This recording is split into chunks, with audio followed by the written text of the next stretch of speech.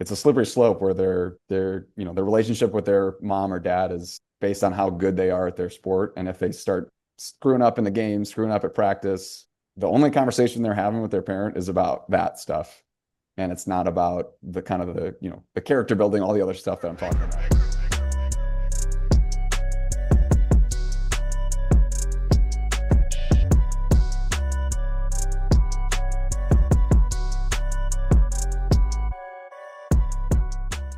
Welcome back to Coats in Conversation. I'm your host, Kendrique Coats, a therapist for athletes and couples in Illinois, and also an athlete mental health advisor for the Illinois High School Association. In today's conversation, I sit down with Chicago Sports Institute coach Alex Sutrinaitis. In the first part of this episode, we talk about athlete mental health, and then we transition into how early sports specialization can impact athletes' mental health. And then towards the middle and late parts of this episode, we talk about parents. Yes, parents and how they impact their son or daughter's athlete mental health and performance. I hope you enjoy this episode as much as I did, and be sure to like and subscribe to Coats in Conversation on all podcasting platforms to catch the most recent podcast episode. Sports specialization, mental health, all of the things, and being a former coach, it's one of those things where you start seeing parents getting kids involved at an extremely early age. And on paper, sometimes it looks great, gives them maybe the competitive edge or fastest way to elite performance. But in my opinion, I think there can be some sort of mental and physical toll. So in your position now as a experienced sports performance trainer, what's the biggest misconception you think parents have about early sports specialization? I think a lot of people believe that the greatest athletes that you see on TV are, they picked it from an early age. They were 5 years old, they threw them in a basketball league and they turned out to be an NBA player. Or pick your professional sport. They picked it at an early age, but the truth is they played every sport up until like even through high school. Whereas you see nowadays people are in fifth grade. I'm going to be a soccer player. I'm going to be a hockey player. All right, I'm good at basketball. I'm going to drop everything else. But in reality, the LeBrons, the Steph Currys, the Mike Trouts, you name it, were all, some even considered playing two sports in college, but ended up picking one at the end of high school is probably your sweet spot in terms of, all right, I'm ready to commit to a school. But before that, you should be playing as many sports as you can. There are some individual sports like, that are super technical, like golf or tennis or gymnastics, where the earlier you start, the better in terms of that skill development. But most team sports, you're better off spreading the wealth and learning. You'll pick up things from basketball that blend into football.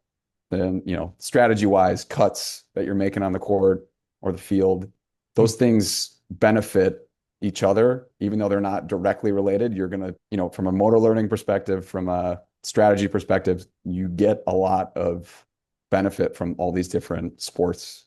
I mean, I was someone who was told to pursue one sport.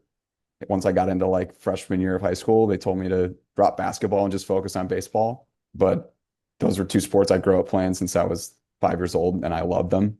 So I held off, and I wanted to keep playing both because I love both. People think the earlier you start and the earlier you pick one, you're going to be the highest likelihood to be able to play in college or at the professional level or whatever your goal is. Even thinking through that with, starting at such an early age, people go through growth spurts or Yeah. develop mentally or mature, and they're like, oh, I don't know if I really like this sport anymore. Yeah. For you and your experiences being around athletes, what are some of the common emotional and mental challenges you've seen athletes who do decide to specialize at an early age? On the emotional side of things, it can lead to self-esteem issues where you're just a baseball player, you're just a hockey player. But, when things don't go well in that sport, you start rethinking, who am I? Am I really even good at this? And your self-worth is kind of tied to that. Your success on the field, on the court, on the ice is all, that's what makes you feel good, because that's the only thing that you're tying to feeling good. Outside of that, your downtime is probably not much else. If you're truly playing a travel sport year round, you're practicing 4 or 5 times a week with games on the weekends, tournaments on the weekends. So your free time is not that free. It's tied to that sport. So, um, and injuries, especially if you're a one sport athlete and you get hurt, all that practice time, all those games are now not your, are open, and now you have nothing to fill it with. And that's where kids struggle is they don't have free time that they normally have. Hmm. And for weeks or months that you're out with an injury, the mental toll that takes in terms of what are you? Are you still a hockey player? Are you still that person? So it's, when it's no longer in the picture, their world gets kind of flipped upside down and can lead to some issues. Curious with that. So when you see athletes who have so much of their identity wrapped up into their sport, I'm hearing identity sort of crisis. I don't know if that's the right term, but Yep. identity crisis, as you mentioned, confidence. How do you see parents handle those situations? Because where my mind's going with this is that there are a lot of parents out there that sometimes do live vicariously through their student athletes. And 100%. I'm sure there's a lot of things. So, what do you see when an athlete gets injured or all of their identities wrapped up in the sport? How do the parents handle that? I mean, a lot of it ends up being they don't know what's like, how do you fill that free time that they have if they are going through that issue? Like, how can you support them? And, do they have friends outside of their sport? Do they have people that appreciate who they are outside of their sport? But like the biggest thing is how are you supporting them as a person? Because in reality, out of even just high school athletes, I think it's something like 6% of high school athletes will go on to play at the NCAA level. So we're talking 95-ish% of people won't end up playing in college. So Yeah. you will need to be, learn, like, sports are a great teacher of a lot of things, like building character, going through failure, overcoming stuff like that, being a good teammate. All those things is what they should be learning out there. And if they're so focused on just the technical skills, the wins and losses, like they should be learning the bigger picture. And that's what I think parents should be doing more of, is supporting them in terms of their growth as a person, especially through those hard times. So when you're working with athletes who have specialized, do you ever see like what are some of the signs and symptoms that you're like, yeah, this athlete is struggling mentally? When every decision is tied to that sport, I can't go do this because I have this. And that's common at any level of sports, not just, super specialized travel sports, but free time to be a kid, to be hang out with friends. When they have time off, is it really off, or is it yeah, my mom signed me up for this individual workout with the trainer or with the coach, like because they have an off week. Is they're just filling time to fill time versus like, yeah, you probably need a mental and physical break. A lot of it is tied to recovery too. And I'll see kind of based on how they're doing in the warm-ups, just like mental state, physical state. Are they needing more of a, physical strain, or is it peel back, do more mobility, do some lower intensity stuff so that they are actually getting some type of, mental refresh, mental reset to where it's not just the same repetitive stress mentally, physically on their body. Are there any like signs and symptoms that you think parents should know when they're interacting with their son or daughter at home that would help them make the determination of, okay, my son or daughter is mentally struggling? Or even like, do you see anything even in regards to that, to irregular eating patterns, sleeping, etc.? Yeah, I mean, I've gone to the point where, like, if they have some kind of heart rate tracker, heart rate monitor kind of thing that they can wear and get their resting heart rate. A kid who's playing all the time in shape shouldn't have more than like a 70, 75, resting heart rate, that's high in general. We've had kids that are on borderline overtrained, like, overworked. They're waking up with a 90 heart rate. So that's a physical sign that either they're not getting enough rest, or their sleep is not great. And then just there's a lot of overuse stuff that, is it them growing? Is it them doing the same thing 8 months, 9 months out of the year? So there's obviously going to be physical stuff that pops up. I usually say your body lets you know when you need rest. For people who don't like taking rest days or taking days off, like your body will let you know because you'll be in some kind of pain. The mental side's a little tougher because some kids are really good about, especially some of the tougher sports like hockey, lacrosse. They don't want to tell coach that something's hurt or they're not feeling well because they might not practice or might not play. It's having that open line of communication with the parent, you versus me, kind of. They're not opening up everything about how they're feeling, or are they beat up, are they feeling okay, like that needs to be established early and fostered throughout their athletic career, so you're not playing, trying to pull teeth of getting how they're feeling out of what their symptoms are as far as burnout could be physically or mentally. I spent some time in Texas, and I remember there was it was like 5U softball tournament. It was a statewide softball, or excuse me, T-ball. And I was just like, we're not seeing that. This is maybe not as productive for young athletes, because what is a five what is a 5U athlete going to prove to us, other Yeah. than, there might be some outliers and some really, really gifted athletes, but outside of Yeah. that, they are still learning. And I just go back to that example because my mouth dropped when I heard that this was going on, and the amount of money that Oh yeah. parents were paying to get to this thing. Yeah. And it's just like, who's Yeah. getting a scholarship at 5 years old? Yeah. And like you said, kids develop at different rates. You'll have a middle schooler with a mustache, or you'll have a kid whose junior year he'll actually physically start maturing at a 5U tournament. Mhm. You got nothing. Same thing goes for anything in between 18 to 12 years old. You don't know what you're getting in terms of the middle school superstar is not necessarily your high school superstar, and vice versa. You're going to have kids who are riding the bench all of middle school, all of freshman year, and then they get a growth spurt, and then they start maturing, and then they starting in games, and then so for you to think 5U is an insane number, that there's a 5 and under thing, but like you're talking 5 through 18U, there's a travel team for everyone in that sense. So, and there's some of it's also like there's a fear-based thing that I think travel coaches like to use, which it works, of like the whole, if you don't play on this team, you're probably not going to make this team next year kind of thing. So it's unfortunate that a lot of it's a hard trap, because you kind of fall into it as a parent where you're like, well, I want to put my kid in the best position to make that team for next year. Yeah. Yeah. So It's like, what do I do? yeah, you end up playing 5U travel so you can make the 10U travel team. Mhm.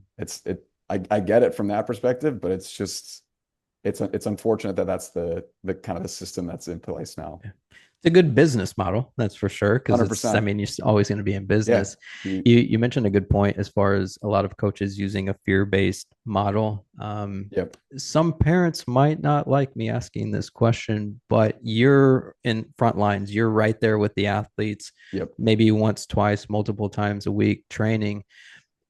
Do you ever have conversations with athletes about their parents, or do you ever see, parents playing a role in the overwhelm or the pressure or the anxieties that many of these athletes face today? There's definitely parents I've come across that are involved to a point where it's the confidence level is not, they're not building up their child, they're telling them all the things they need to work on all the time. So, and that becomes like kind of that relationship I talked about earlier, where it's a slippery slope, where their relationship with their mom or dad is based on how good they are at their sport. And if they start screwing up in the game, screwing up at practice, the only conversation they're having with their parent is about that stuff. And it's not about the kind of the character building, all the other stuff that I'm talking about. There's parents who are involved and set them up for success and give them the path, as opposed to forging it for them and trying to, I'm going to throw you in this camp, in this camp, in this showcase, so you can do your thing. Or I'm going with you to every single showcase, every practice, and the car ride home is going to be, I'm a parent coach who's not actually the coach, just coaching from the sidelines kind of thing. I see that a lot. Again, what you talked about, like living vicariously through them. If they didn't achieve what they wanted to in their athletic career, they're trying to get that through their child. And they might know more than the coach does, but it just creates a really weird dynamic where your kid's looking at the sideline to the mom or dad yelling about something and your coach is telling them the opposite thing. And then how successful is that kid going to be when he's got two opposing views yelling at him about the same game? I You was know, I was I was thinking about that earlier. I can't remember what I was doing. Maybe I was listening to a YouTube reel, or I don't know what I was doing. And I think there was they were giving an example, just exactly how you mentioned it, with the athlete looking on the sideline for guidance or information from a parent, and then the coach basically saying something that's contradictory to that message. And it's interesting, a lot of times we say we want the best for the kid, but then, some of our behaviors aren't in alignment with that. Can you share just more explicitly, what have you seen really great parents, great supportive parents do to not only encourage their son or daughter, but to give their son or daughter a space of safety to where they can thrive and compete at their highest? basically just zoom out from what you're trying to accomplish with your, or get your kid to accomplish, and not be so tied to the wins and losses of today, the practice this week. Like, zoom out of the long-term development and long-term, your kid in sixth grade is going to be different in eighth grade, and so on. So if, as long as your best interest is their long-term, not we need to win this weekend tournament, there's going to be bigger tournaments every single year. And then you get into high school, there's going to be playoffs and all that kind of stuff. So for you to not care so much about those things and look outside of, like, is my kid a good teammate? Is my kid rested? Is he like refreshed? Does he want to go to games?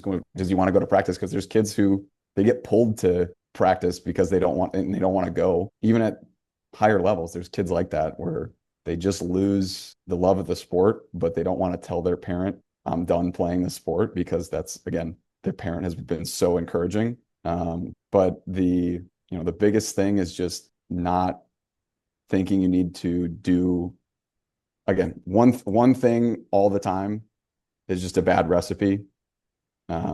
So, and the same goes for doing too many things all the time. Your kid's not in a sport for 2 months. I've seen parents, and they had 2 months off. All right, they're going to join the swim team for those 2 months, or they could have just taken 2 months off of just not playing the sport, and off meaning they could go play it on their own. They could, but they're choosing to do that. They're not being forced to play in this, or go see a private coach for this or that. Like, go play in the yard, go play in the driveway, go play at the park. Kids get really, really good and put in more hours of actual, like, practice doing that than they will the 60-minute session with the private coach.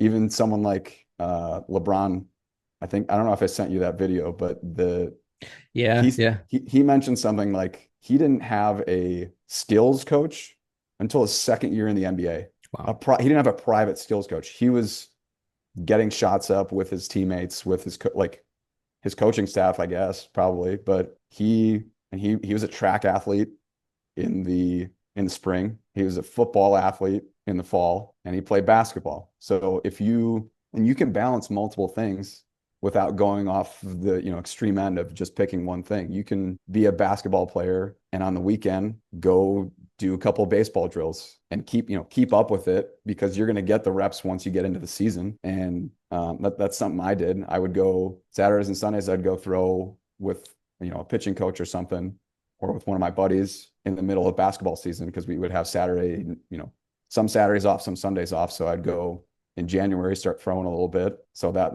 when the time comes for me to transition to the next sport, I'm not starting from square one. But people think you could be practicing 6 times a week in the middle of the winter to prepare for that. But I don't need to relearn how to throw a baseball. I just need to put reps in, if you really do care about that sport. And it's not to say you don't have to be all-American at everything. You can have sports that you're really good at and sports that you really like, and have a blend of those two, and not be, I'm good at this, so I'm just going to drop everything else. You make some really good points, especially that video of LeBron was fantastic, Yep. because even at the most elite levels, It's like, hey, he didn't have somebody until year two. There was also, I'm thinking about, there was a video just recently with Scotty Scheffler, and he was talking about, he's like, why do I care so much about winning this tournament? And this kind of goes back to an earlier point that you made with identity. And, I don't think parents inherently want to harm the long-term development of their son or daughter. But if we think about just the message that Scotty Scheffler shared, it's just like, this is one part of my life. This isn't my whole life. And I Yep. think, we do live in a society where many of us have these anxieties, or sometimes parents, is my son or daughter going to get into the best school? Are they going to get a scholarship? Are they going to get this, that, and the other? And I like how you put it. We just have to take a step back and really look at this to make sure that we are giving young kids the best opportunity possible to not only be successful, but also just taking care of themselves physically and mentally.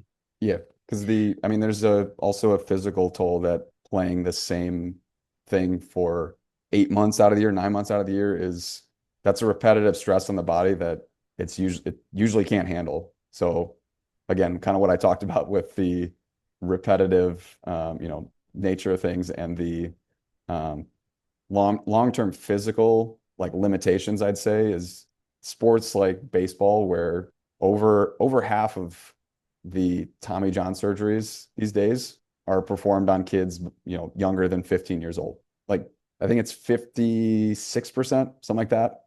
And that number keeps rising because it's becoming such a specialized thing that it's still happening in the pros, but majority are happening before a kid even can drive a car, Was which that is, something that was like more professional, Tommy John's? yeah. I mean, Okay. it used to be you wouldn't see it until college, maybe early pros, but there's kids walking into high school with a scar on their elbow because the travel coach wanted them pitching 4 times a week. And I think the pendulum's swinging back in the right direction and that kind of stuff. And they're, a little smarter about it, but that statistic is very recent. That's like last year's statistic is 56%, up from somewhere in the 30s or 40s from 5 years ago. Yeah. Yeah. Wow. Yeah. Wow. So that just gives you context. And can you explain just a little bit, just for context, Tommy John's? Yeah. So it's common in any throwing sport. It's your inner elbow ligament, so your ulnar collateral ligament. So anytime you throw that elbow, that ligament is taking on stress because it's trying to decelerate your arm. There's a couple factors into why it's happening. The overuse aspect of it is kids are just throwing hundreds times, thousands of times a year, and no downtime to repair, no downtime, no off season to take the ball out of their hands for a few months. The issue with that and the lack of repair, lack of recovery leads to those overuse issues. But the flip side is also kids are trying to throw harder and harder because the professional level is also becoming a velocity. The guys are throwing 99 to 100. Used to be a handful of guys. Now it's every team's got 5 players like that or more. It's just a very, very common overuse injury that, your kid's going to be out, or your athlete's going to be out for at least a year. And that could derail the whole career. Recovery is not the worst in terms of percentages, like come back and play, but that's a year of development you're missing. If you could have just rested, recovered, taken a month or two off. But some kids just don't. They're thinking, again, what I talked about, they think so short term about this weekend. I need to win this tournament. I need to do this. Like, zoom out. Your career is going to be hopefully longer than you want. Like, you want it to be long if you're wanting to achieve those, higher levels of playing in college or professional. But if you're just so worried about your 8U national championship and not, am I going to be okay to play in 2 years? Like that's the things you got to weigh and kind of analyze. You make a good point there. There's something that I also see too with even some of the athletes that I work with in regards to mental health and mental performance. And I will get younger athletes that think that they need to have the skill set of an elite D1 athlete or a professional. I'm just like, wait a minute, my guy, like, Yeah, slow down. go watch a Because video of that guy in 8th grade. See, he was right, not right. where you're at. Yeah. And it's again, it goes back to everything that you've been mentioning, just these pressures, and some of it is from coaching, some of it can be from parents as well. And I'm just going to reiterate, I don't think all coaches and parents are meaning to harm their son or daughter or their Yep. athletes, but that's just the reality of a lot of these sports nowadays because it's gotten so competitive and there's so much money involved in it. I was reading a research article not too long ago by Travis Dorsch out of Utah State. And the article was describing how, the from what I gathered, the more money parents are putting into their son or daughter, it's almost like an investment. And with investments, we're looking for an ROI. What's the rate of our investment? Yep. And I don't think that's always consciously going on for parents, but subconsciously they might be like, okay, well, we've spent thousands of dollars to get you the specialized training. What do you mean you don't want to go to practice? What do you mean you don't Yep. like this sport anymore? Yep. Which is a detriment to a lot of athletes' long-term development. As we wrap this conversation up, there might be a coach, there might be a parent, there might be an athlete listening to this conversation. What would you like them to either take away from this conversation, or what would you like them to know about long-term sports development and athlete mental health? I might be repeating myself, but the best athletes in the world were multi-sport athletes. That's you can't really you can look at every first round draft pick from every sport. They played a second sport or third sport even, and that probably allowed them to play even longer because participating in multiple sports or cross training, if you will, in multiple sports is your absolute best way of avoiding overuse stress, overuse injuries, and just even just by taking time off, they are able to make progress where they weren't because you know, a phrase I like to use is no days off is like, a fast lane or fast ticket to plateauing. Like there were people who will come see me and they're trying to hit a PR in track and field or, a mile time or something like that. Sometimes it's not an exercise or another practice that they need. Take 3 days off of not running, not doing anything, of not playing your sport, get a good night's sleep, eat, and they hit a PR. You don't need to do more to progress. Sometimes it's step back, recover, and like a slingshot, you pull back a little bit to go forward is another concept I like to use. Letting them know it's okay to have an off season, a true off season. And again, the off season doesn't mean don't pick up the ball, don't play with your friends. Like that should be part of it because again, mentally you're choosing to go play it. You're the throw them in a camp, throw them in this, throw them in that is how you get mentally burnt out. The kids are burning out from sports earlier and earlier, which is it's crazy to me. I didn't even think that was a thing back in the day. I was just playing sports because I loved playing it.